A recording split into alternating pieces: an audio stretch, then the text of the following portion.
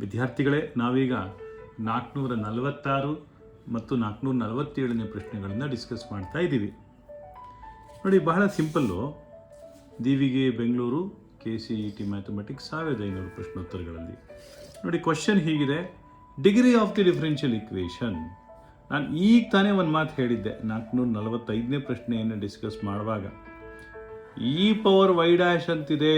e⁻y' ಅಂತ ಬಂದರೆ ಮುಗೀತು. ಡಿಗ್ರಿ ನಾಟ್ ಡಿಫೈನ್ಡ್, ಆದ್ದರಿಂದ ನನ್ ಆಫ್ ದಿಸ್.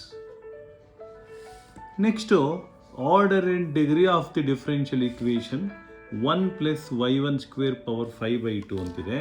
ನೋಡಿ, ಇಲ್ಲಿ ಪವರ್ 5/2 ಅಂತಿರೋದ್ರಿಂದ ನಮಗೆ ಡಿನಾಮಿನೇಟರ್ ಇಲ್ಲೋ ಪವರ್ದು ಸ್ಕ್ವೇರ್ ಅಂದರೆ ಸ್ಕ್ವೇರ್ ರೂಟ್ ನಮಗೆ ಬೇಡ.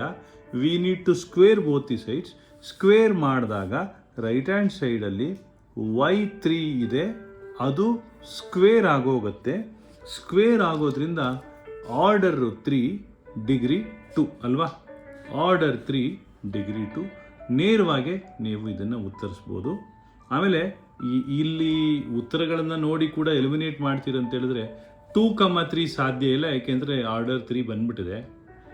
ಆದ್ದರಿಂದ ಇದನ್ನು ಡೈರೆಕ್ಟಾಗಿ ರಿಮೂವ್ ಮಾಡ್ಬೋದು. 3,10 ಕೂಡ ರಿಮೂವ್ ಮಾಡ್ಬೋದು. ಕನ್ಫ್ಯೂಷನ್ ಆಗಿದೆ 3,2ನ 3,5 ಅಂತ. ಬಟ್ ಎನಿವೆ ನೀವು ಮಾಡ್ಬೋದು, ಮಾಡ್ಕೊಳ್ಳಿ. ಮುಂದಿನ ಕ್ವಶನ್ಗೆ ಹೋಗೋಣ. ಇದು ನಾವು ಡಿಸ್ಕಸ್ ಮಾಡಿ 446 ಮತ್ತು 47ನೇ ಪ್ರಶ್ನೆಗಳನ್ನು ನಾವು ಡಿಸ್ಕಸ್ ಮಾಡಿದ್ವಿ. ನೋಟ್ ಮಾಡ್ಕೊಳ್ಳಿ.